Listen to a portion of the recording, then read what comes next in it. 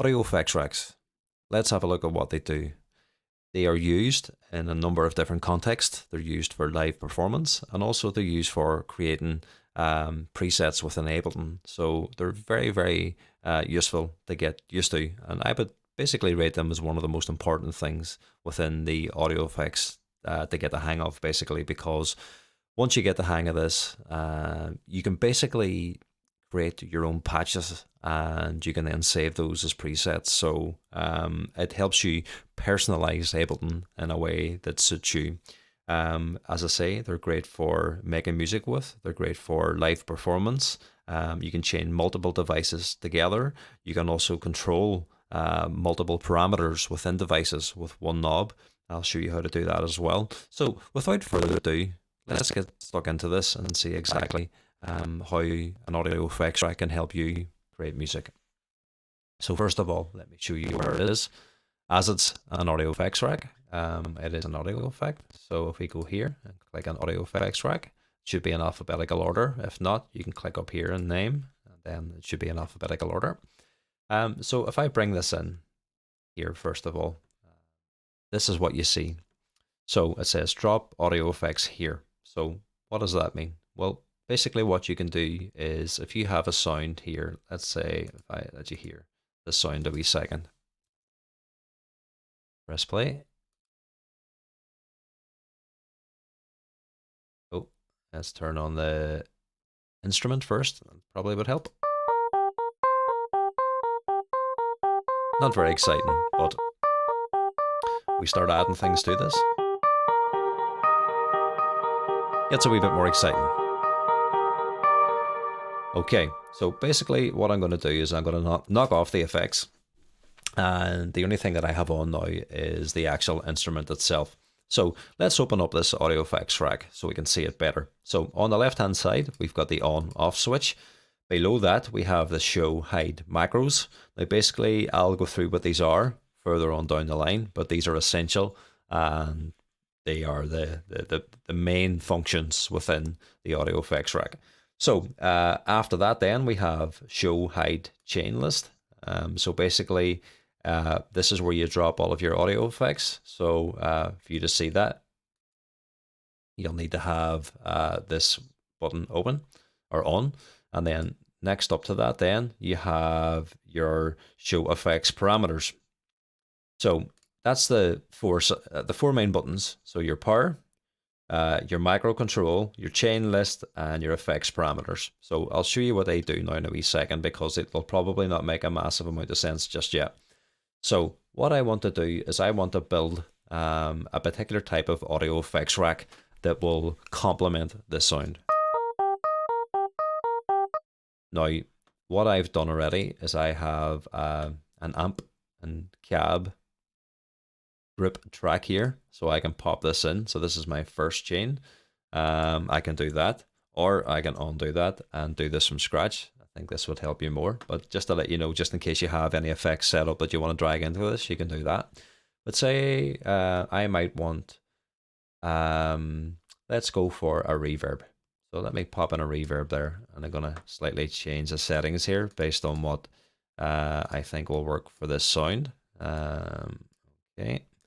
Let's just move a few things around here. Now, you don't have to follow this. You can mess around yourself if you like. That's quite nice. Longer decay.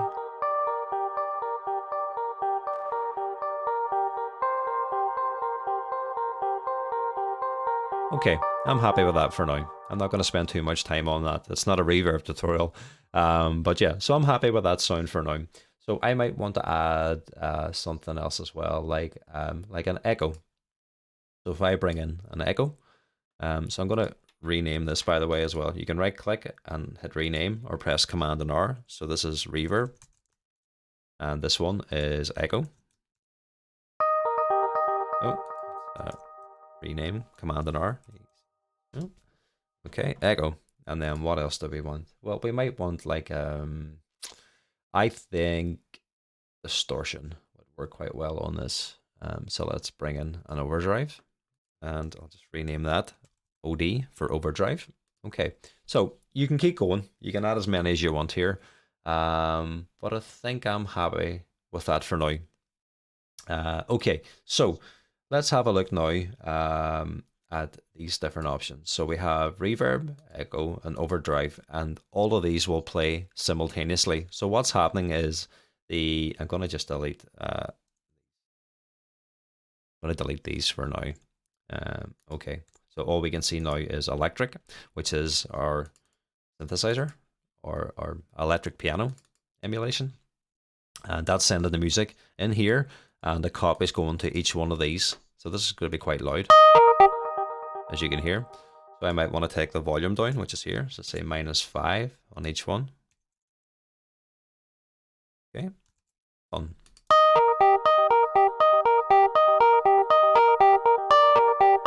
Now the loudest one is definitely the overdrive, so I might want to take that down more and find a balance between the sounds.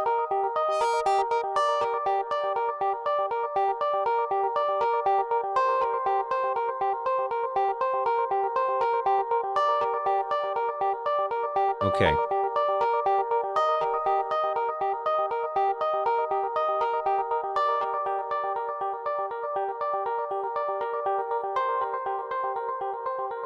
Beautiful. Okay, so I'm happy with that sound now. So if I wanted to kind of mix the dry wet of each one of these things. So the dry wet is how much of the effect you want on or off at any one time, but I want to control them all with one control. Well, it's very easy to do. What I can do is this. So I can go to the dry wet here, and if I right click and I say map to micro 1, so this is going to map the dry wet to micro 1. So let's do that. Now, just to be aware, once you do map anything, it puts the default back to 0. So if you have it set here, just remember what you have it set to. That can be important as well. Let's go to echo. I don't mind for this, to be honest. So I'm going to map this to the same macro. Okay. And then I'm going to go to 3 as well. And I'm going to do the same dry wet. Right click, map to micro 1. So I'm going to go up to micro 1 now and rename Command and R, Control and R. And I'm going to say dry wet.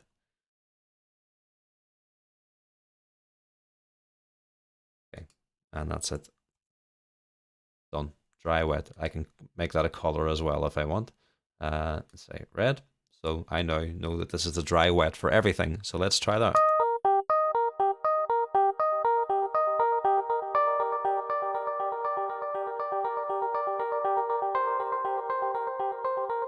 Very nice. Now, we can actually do another thing here as well. Say if we want the mixes to be different here, we can go into the map section. If I press map, now the 3 dry wets that we've macroed to macro 1, the options are up here now for minimum and maximum values. So say you didn't want these devices to go right up to 100%, well, you can take them to the maximum that you want them to go to. So I probably don't want this to go any more than around about 59, echo about 75, and the overdrive probably around about 50. So that's the maximum values. So now if I press this map button to go back out, when I move this up and down now, the values won't be, they won't go anywhere near as high.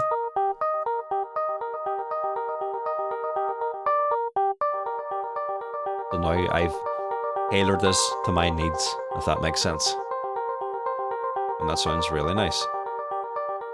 Okay, beautiful. So that's the dry and the wet. You can do this with anything, to be honest with you. Okay, so let's move on. So again, we looked at macros and we know now how to use them.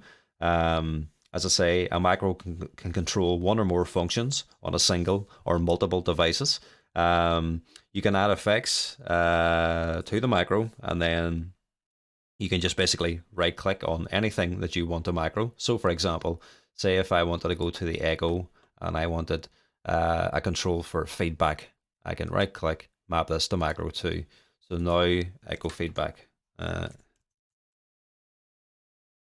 we go, echo feedback. So now when I bring that up,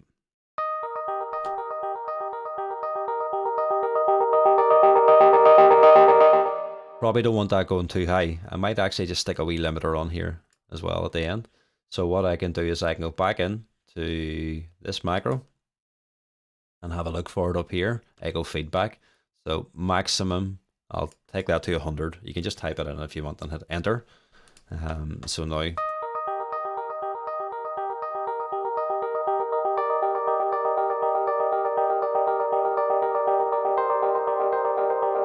so that's much more controlled.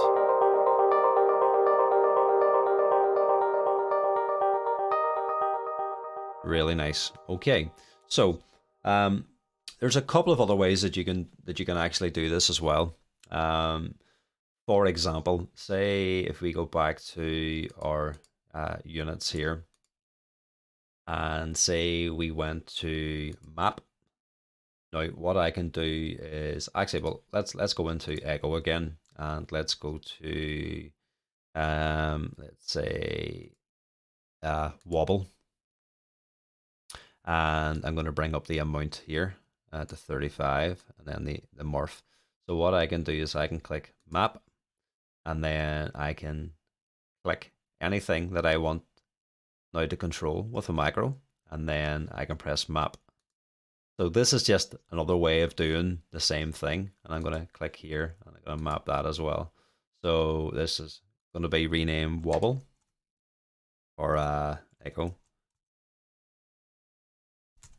wobble.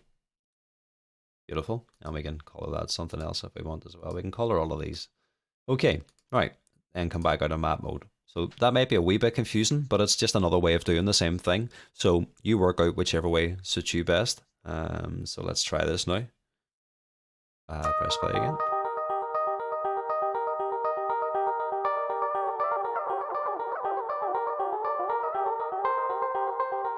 So it's adding pitch fluctuations. So I'm going to add just a wee bit. Very nice. Okay, so I'm sure you're starting to get the idea. You understand now what the macros do, hopefully. You also understand this is your chain. And basically you can use your map button to map anything to anything else, or you can right click on something and send it to a macro, and that is another way of mapping as well. So what else can you do? Well, just to maybe look at the chain here again a wee second. Again, this allows for multiple effects in a chain to be used individually or collectively. And what else you can do with this chain is you can hit the chain button here, and this actually takes you into a different view. So what does this do? Well, basically you might only want to use one of these things at any given time. So you might only want to use reverb, and then maybe for something else you want to use echo, and something else you want to use overdrive. You might not want to use them all at one time. So this is where the chain comes in. So let's have a look at that. So at the minute, this is set to the first value, this wee blue section here. So if I click the second one down, which is echo, and move that up, it's kind of awkward here. There you go. That's moved to 1.1, and then I'm going to move the next one to 2.2. So basically now, what I need to do to get any one of these sounds is to move this section here. Okay. So basically what I can do is if I run the sequence, we'll hear the reverb first. And you can see here, it's only coming through in the reverb. So this is the on, off functions. So it just turns the speaker on and off. So this is the only one that's actually outputting sound. This is your solo as well. So what I can do now is if I move this up to the next one, it's now gone from reverb to echo. And I can move it again, and now it's gone from echo to overdrive. Okay, so this is very, very handy for you if you're doing like a live performance and you need to jump from one effect to the next very quickly and easily. You can do that here. You can actually do this with instruments as well. Okay, so what if we could map this so we don't have to go in here? Well, guess what? We can. If I right click and I map this to whatever macro I like, maybe go to macro 8 because it's down in the corner, and this is now the chain selector, so I'm going to color that white. And then what you can do is you can map this to like a MIDI keyboard, or you know, whatever it is you're using, whatever type of interface you're using, and I might actually just do that so you can see what I'm talking about. So if I, yeah, let's map this to, right, let's try this first of all. So we've got the chain set up. What I want to do is I want to reduce the values of this. So at the minute, if I go into map, it's going from 0. There's a chain selector. You can see the color as well because we've changed it. And it's going from 0 to 127. But we don't have 127 effects. We've got 3. So we go from 0 to 2. And the reason why we go 0 to 2 is because 0 was a value. So it goes 0, 1, 2. So that's 3 values all in. So now when I move this chain selector, there's the first one, there's the second one, and the third one. So it's just make things a wee bit smoother and a wee bit easier, especially if you're doing this live. It makes things much easier. Okay, so let's go back now to let's go into MIDI mode. There's 2 ways of doing that. You've got your MIDI mode up here. That's your MIDI mode button, and then you can press Command and M for MIDI, or Control and M if you're on a computer or a Windows-based computer. Okay, so if I click Chain Selector now, and I'm actually going to turn on my camera so you can hopefully see what I'm doing. Bear with me a second. Okay, so if I do this, okay, right. So there's my MIDI keyboard. So I've go back a wee second. I am gonna select chain selector. So you'll see up in the corner here, you've got the markers to say that that's selected. And then if we go to any button here, so I'm gonna move this, and then when I move that, you'll see a value showing up here. There it is. So now what I've done is I've mapped that macro to that knob on my MIDI keyboard. So I'll come back out of MIDI mode. And basically now, once I move this knob, we should hear a difference in the sound. There it is. So I'll get that back up on screen again. 1 second. Sorry, I'm just holding the camera here as well, so it might be a wee bit shaky. And it's this one here. So it's at reverb at the minute. It's going to go to echo next. This. And then overdrive.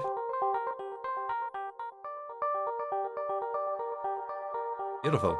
Okay. So there's a few other things we can do here as well. Bear with me. So say we didn't want that sound to kind of jump from one sound to the next. We wanted it to kind of morph. Well, you can do that as well. And we can actually make this a little better as well. So if we actually grab first chain and get, we want this option here. So say if I bring this to round about there, take the second one and make sure they overlap. This one to about there. Grab the third one. Again, making sure they overlap, and take that to about there. Okay. So what we can do now is we can blend and morph between these. Just bring that down a wee bit and bring this up a wee bit. Okay. So if you can see a white line above the blue line, basically if I click and drag that, you can see now that it's going to fade out, and this one will fade in, and the same on this side. I'm going to fade this out and fade this in. So what happens when you get to here, the reverb will fade out and the echo will fade in. So it gives you nice smooth transitions. So this is another way to work. You don't necessarily need to do this. It's just an option. What I need to do is I need to go in now and change the map from 0 right back to 127. If you can't remember what the end value is, just click and drag up. Or if you double click, it'll go back to its original value as well. So that's something to be aware of. Let's come back out of map mode and let's try this now. So I'm going to move that same knob again now. See it here. So it's just at reverb at the minute. Now once we get to here, the reverb will go down and the echo will start coming in. So say if you want both, you can have it just hanging around here somewhere. Or maybe you want a wee bit of echo and a wee bit of overdrive. Say you want overdrive and reverb. Bump that up there, move this here, move this here, and you get those two morphing together now.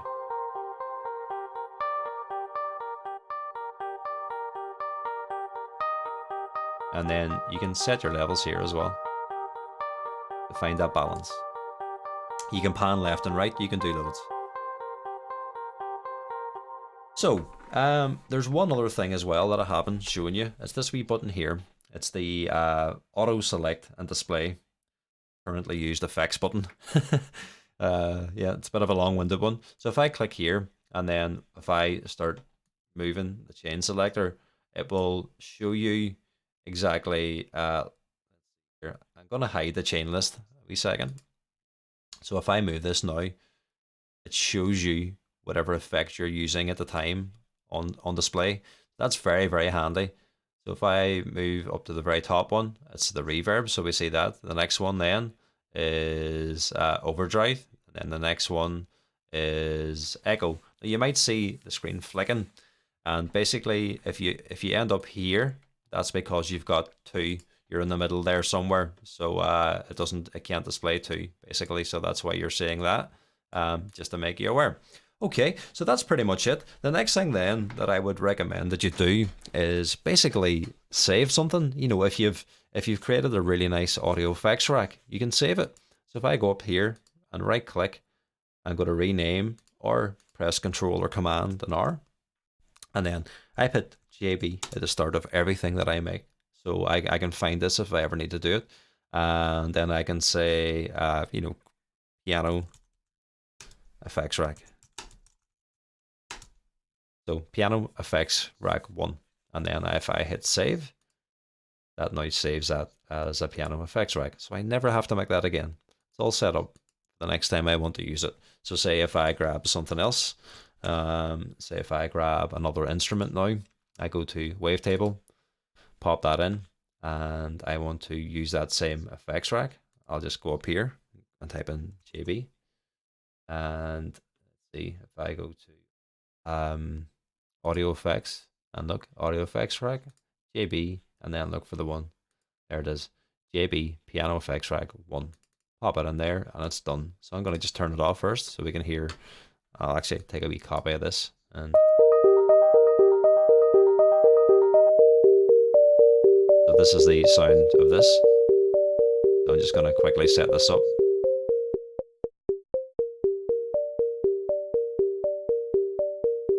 And then let's go in here. Don't worry about this. Don't need to follow this. You can if you like.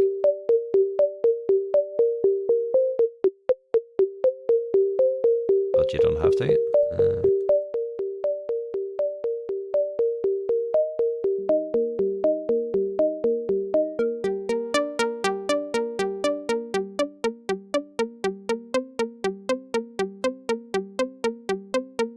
Okay, now I'm going to put it on the effects rack.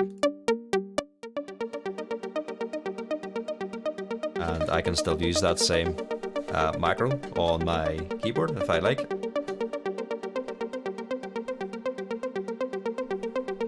Oh, it actually doesn't seem to be working. But yeah, you can move it here anyway. And if you need to set that up again, it's easy to do. So Command and M, select it, and then move it again. Command and M. So that's it now. So yeah, very interesting, very exciting stuff. So hopefully that's helpful, and I hope you enjoy. You basically enjoy making your own audio effects racks. I'm looking forward to hearing them. See you in the next tutorial.